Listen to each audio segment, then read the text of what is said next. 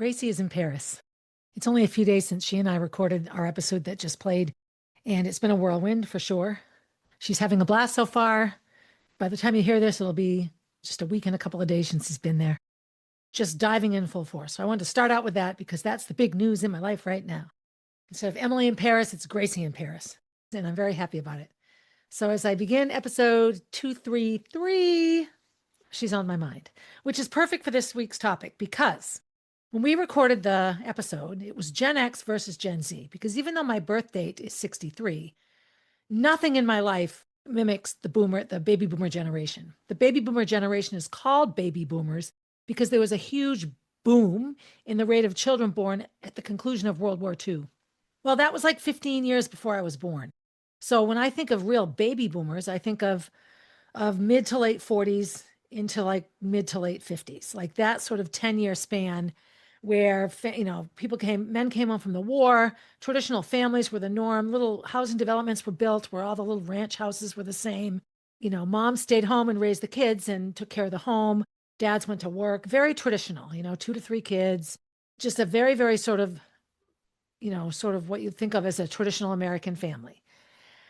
My childhood was nothing like that. And when I look at most of the children, people my age, born in the 60s, I don't think of the baby boomer generation at all. So I went in there thinking, okay, Gen X, Gen Z, and my fabulous editor made the title of the episode, Okay Boomer, which is a term that irritates me because to me, it reflects the lack of regard young people have for older people. I know it's supposed to be funny, and sometimes it is. I okay boomer myself, but it's in my mind, that's sort of the same as women can call each other a bitch, but men can't call women bitches. Does that make sense? So I got to looking at, am I the only one that feels this way? So I did a Facebook Live and I talked about Gen X versus Gen Z, and I don't feel like I'm a boomer at all. And when I look at my childhood, my earliest years, my mother was home, my dad worked. I feel like they were trying to put together a family that conformed to societal expectations. But my mother was miserable. She was too smart to not be more intellectually stimulated than raising kids. Not that there's anything wrong with raising kids, because again, I feel sometimes that women's lib turned being a mother into a failure, and that's heart-wrenching to me. Some of my earliest memories as a child are sitting at the yellow kitchen table on Essex Street, having dinner, and my mother had these little jellos for dessert, and you wash the dishes after, and you had to clean your plate, and all this very sort of traditional baby boomer-esque upbringing. So that would have been in the mid 60s. To me, that would be my parents acting out baby boomer values, right? Not me being a baby boomer, because I wasn't born until 1963 and World War II had been over for a long time. So I did this Facebook Live, and all of a sudden I learned about this amazing new generation that I'd never heard of called Generation Jones, Gen Jones. If you're jonesing for something, it means you're really wanting it. That's a sort of a colloquialism. I'm really jonesing for a drink right now. Another one, keeping up with the Joneses, if you want to make sure you're as good as your neighbors and all. Some of the stuff I read talks about the generation as being called it for that reason. But it basically says Generation Jones is the generation or social cohort sandwiched between the baby boomers and Generation X.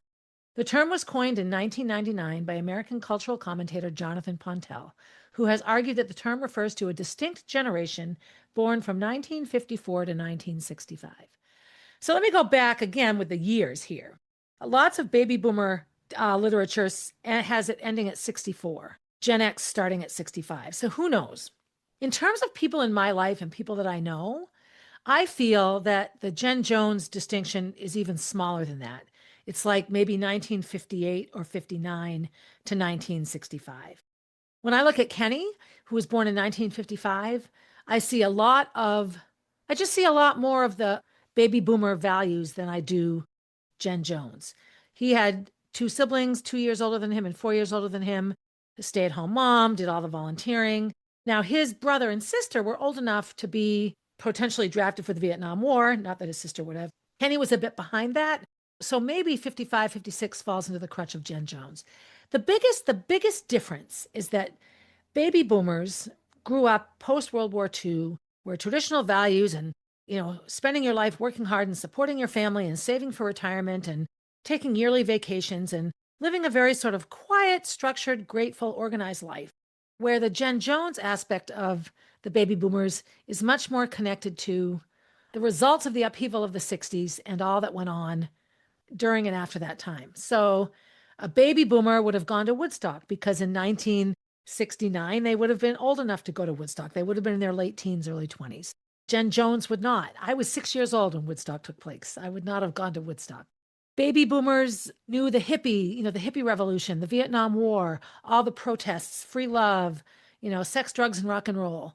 In my generation, the Jen Jones aspect of the baby boomers was much more the dissolution of the trust of government, like what the Watergate scandal and all of the dissolution with government and inflation and the energy crisis and all of that. It was just a very different reality. And a lot of those things would fall under Generation X, but there's a whole bunch of people that were young enough during those years to go through those things. It was just interesting to me.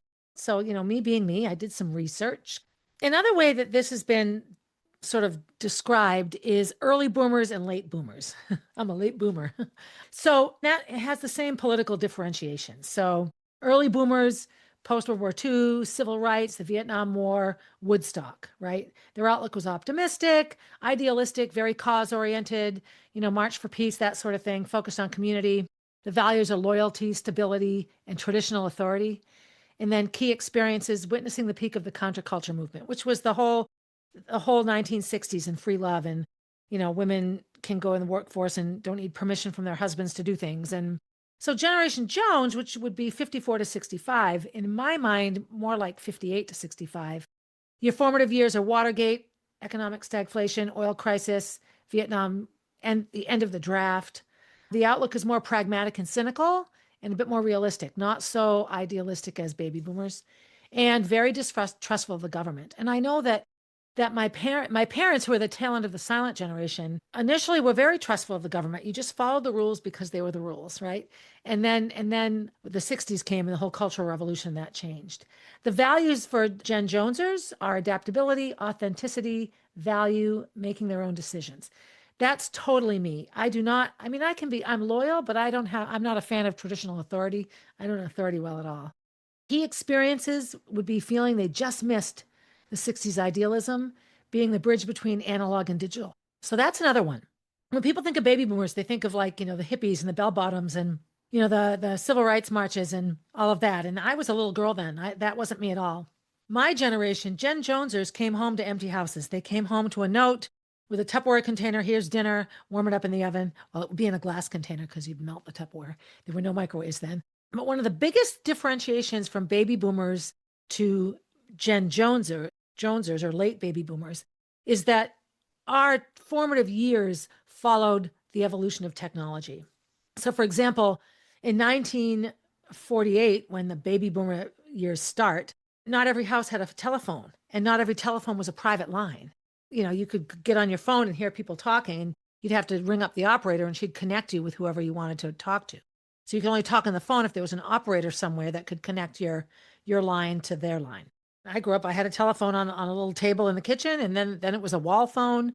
We had more than one phone in the house. When I was first a little girl, it was a 5-digit phone number, and then it went to 7 digits, and now you need the area code and the 7 digits. There were those changes. In my formative years, I remember when I went off to college, we went from typing to word processing on a computer. I remember distinctly transitioning from handwriting something and then making all your edits and then typing it on a typewriter. That was my, in college, to typing it on a computer and being able to backspace and correct your mistake and then retype it so that by the time you printed the final copy, it was all set and there were no mistakes, you hoped. Cut and paste became a very important word for me because it was the first time that I didn't actually have to cut a piece of paper and take a piece of Scotch tape and put it on the wall above the paragraph. Cutting and pasting was very literal. I went through this in college, so my 20s went through that. Then my late 20s, early 30s now went to car phones and smaller computers, and then cell phones that you took around with you everywhere. My first cell phone, I was 33 perhaps, and carried it. It was had a little hook for my pants. It was pretty big. Gen Jonesers had a much more intimate relationship with technology than baby boomers. True baby boomers, yes, Kenny had a bag phone, but he's not nearly as good on a computer as I am. And I can see why people would boomer someone like Kenny when it came to technology because he missed it. He was already raising his family and working. And settled into a life. He wasn't still in the formative times of his life when these things started happening. I also look at myself as more of the generation just ahead of his kids as opposed to his same generation. I'm 8 years younger than Kenny, and I feel that that's a very significant 8 years.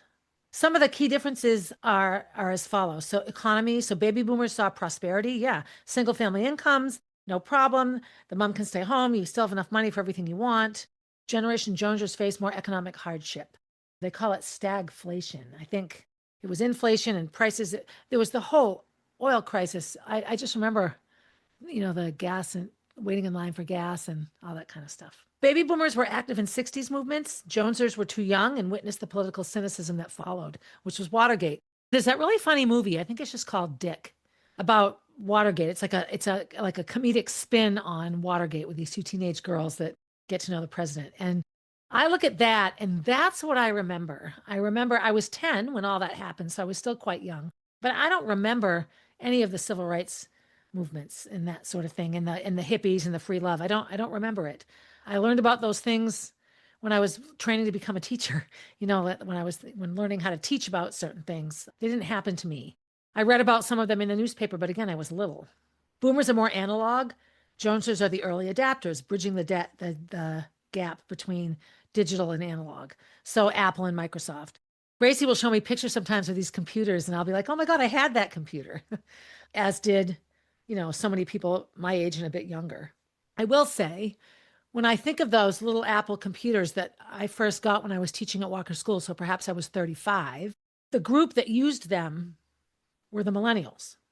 So I'd be 2 generations away from them if I went by baby boomer, which, even if I went by Jen Jones, I'm still, yeah, anyway. And the mindset, the boomers were idealists, and they, and Kenny is this way. And I think of other people that are just a handful of years older than me, and they do like always look on the bright side of life and things will be okay. And there's kindness everywhere and all that kind of stuff. And Joneses are much more cynical realists or pragmatic realists. And while I think I'm optimistic, I know that when it comes to politics, I don't trust anyone. I don't trust either side. If someone's involved in politics, they're not to be trusted. That's how I feel. Why is it called Generation Jones? Another thing about the Gen Jonesers that more matches Gen Xers is the brands that we wore. So people in my era, we had Apple computers and Microsoft computers. We wore Nikes. I think of Nike and Adidas, Calvin Klein jeans. Baby boomers didn't wear Calvin Klein jeans, not until they were adults, and then they were into mom jeans already. But when I was in high school and growing up, it was Calvin Klein, Jordache. It was a corner turn. We didn't grow up on Elvis and the Beach Boys and that kind of rock and roll. A lot of 60s music, Simon and Garfunkel and such.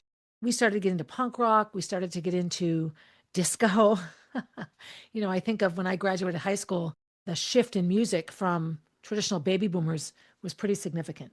Gen Joneses are often called a generation hidden in a generation. Social commentators affix to younger tail end boomers, people who came of age in the disco punk Watergate obsessed 70s, not the hippie spawning Vietnam War protesting sex, drugs, and rock and roll 60s. So yeah, it's just a little bit different, right? Baby boomers. See, now here it says 46 to 64. Sometimes it says 48 to 65. So I think there's always flux at the end anyway. Baby boomers right now have a much higher prevalence of chronic diseases like hypertension, diabetes, and heart disease. See, I feel like I'm a bit behind that trend. At my age, I'm very, very healthy. Maybe that's just me. Baby boomers have increased obesity rates. Now, everyone has increased obesity rates now. I think this is where I don't feel like I match so much. The final thing I really looked at for we Gen Jonesers, I read all the comments on my social media after my Facebook Live. And it's interesting because a lot of my cousins are born at or around my year. Like my cousin Walty is 2 years younger than me. So being born in 65, he could be one or the other, baby boomer or Gen X. And he is so not a baby boomer. Not at all. His mother is, but he isn't, which is interesting. So I got a lot of feedback from families that I grew up with where you had multi-siblings. A boy that was in my 2 classes behind me, he's like, I'm hardcore Gen X.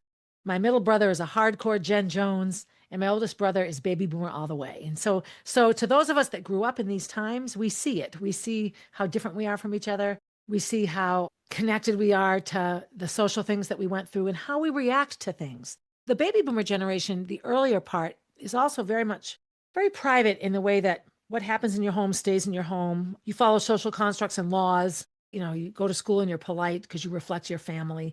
There was not a lot of individualism in the baby boomer generation. I feel like my second half of the baby boomer generation has much more autonomy, self growth, individualism. I never once, ever once thought that I wouldn't grow up and have a job and a career and a family, but I never ever thought that I was sort of pigeonholed into a path. Whereas I think people 10 years ahead of me very much felt that their option was to get married and all of that. There's that Julia Roberts movie, which I can never remember the title. She's an art teacher at Wellesley and she has all these girls in class and they miss class when they're getting ready for their wedding or setting up their house. And, it's just this weird conflagration of traditional values and the changing world. And I couldn't imagine missing college to set up a house. I'd rather live in an apartment. I talked a bit before about my early years sitting around the table and how that didn't feel at all like the majority of my childhood. And that's primarily because the economy in the early Gen X time, or even during the Gen Jones time, tanked a bit. It was really wonderful after the World War II, but then Watergate and all those things came. And so you had both parents working, and that was the harbinger of my childhood. Latchkey kid, leave in the morning and say goodbye, come home at night at the end of your day, ride your bike all over town. So I think some of the Gen Jonesers are like the early Gen Xers. Another thing I noticed in researching this is most every generation is 15 years and the baby boomers is like 18 years, which is to me an extraordinarily long period of time. I think if I were doing the numbers based on people I knew, I would have made the baby boomers go a bit later. No, made the baby boomers start a bit earlier and end a bit earlier. That would just be me. So that the 60s would just be included in Generation X. But I definitely also feel that 46 to 59 is one reality and 60 to 65 is another. That's just my opinion. So looking at my life compared to, for example, girls that grew up were Kenny's age, my high school had sports for all of us. I mean, there's a lot more sports teams now for girls than there was back then. But when I was in high school, that was when girls soccer started and everyone supported that. So that it was the uprising of girls participating in society. I had a job in high school. I wanted to get a scholarship to college. I did all of these things that were very much Gen X oriented. I never once didn't think I would do these things. I saw myself as going out into the world and participating in a lot of things. I was also much more honest and open about things than my parents' generation was, or even the earlier baby boomers. I think of my parents as baby boomers sometimes, and they're not. They're the silent generation. They're just ahead of it. They were born during World War II. The big population increase was in the late 40s and early 50s. The other thing that comes to mind is how we manage our emotions and how we share our emotions. So, for example, I remember watching a movie with my family and it was Death Be Not Proud. And I started to cry because something was really sad. And my brother Ricky laughed at me and I got very angry at him. And we had a family discussion after. My dad said, we shouldn't have laughed at you. That was inappropriate. But, men don't cry. And that's a very silent generation, baby boomer-esque. Like, nope, boys and men don't cry. Well, of course they do. They're emotional like anybody else. Jack cries a lot. And I hope that he continues to cry his whole life. That was one of those, sort of gender-specific rules to follow. Men had to be strong and protect their families. And there's nothing wrong with the purity of that thought. We were all living in the woods, and digging a hole and making a tent or a fort, and we had to live outside.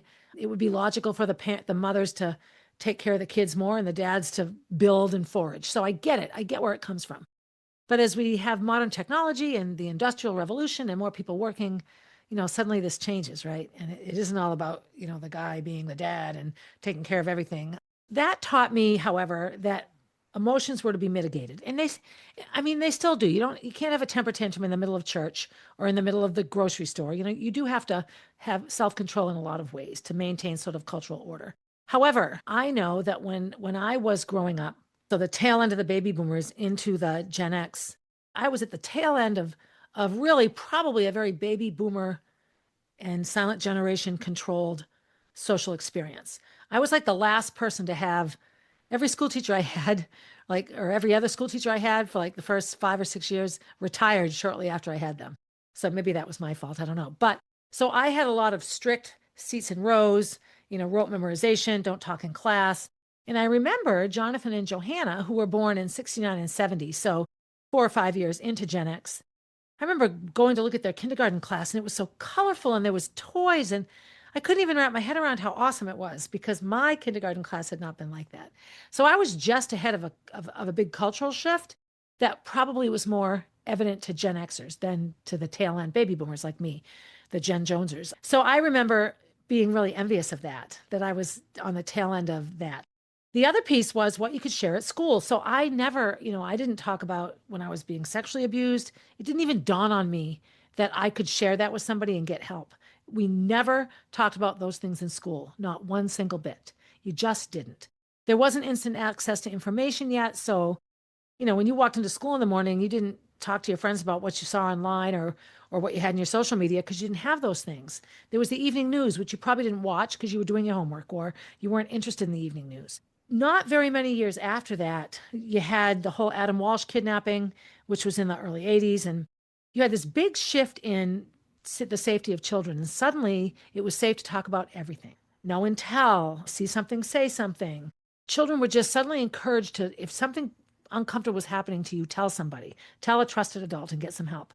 So that shift, it was the mental health shift was huge. And I do feel, even within the baby boomer generation, if Kenny and I are both baby boomers, that I am way, way different when it comes to that kind of cultural sharing of your personal life than he is.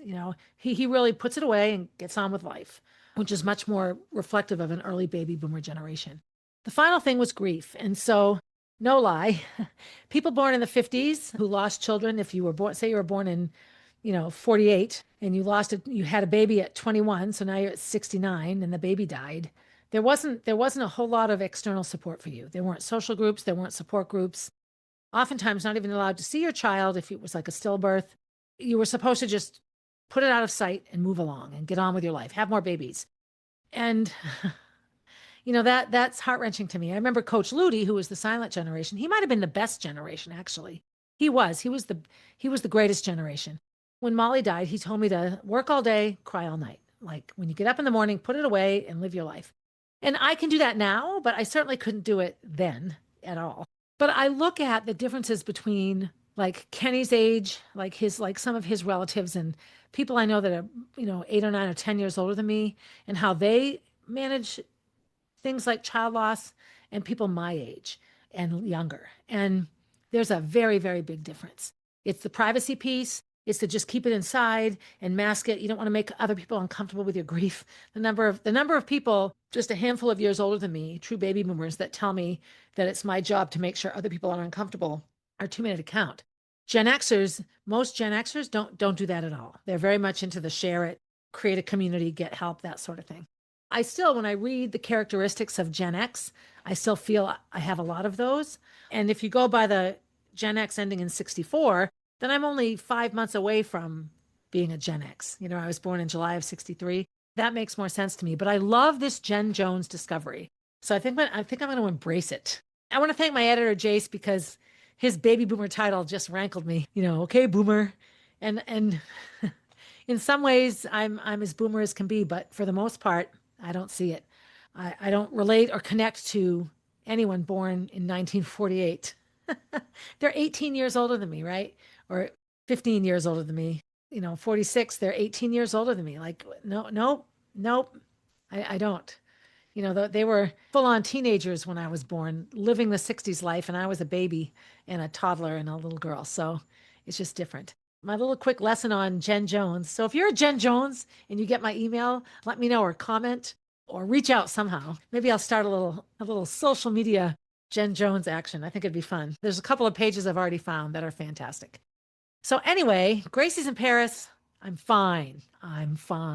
Just fine.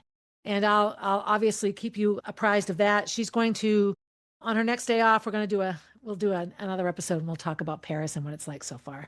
So anyway, be good to yourself. See, this is very non-boomer-esque, being good to yourself first. No. If you're a boomer, you put other people first. No, thank you. So be good to yourself. After you're good to yourself, be good to someone else. And as always, have a good day, everybody. Hey, thanks for listening and supporting the podcast.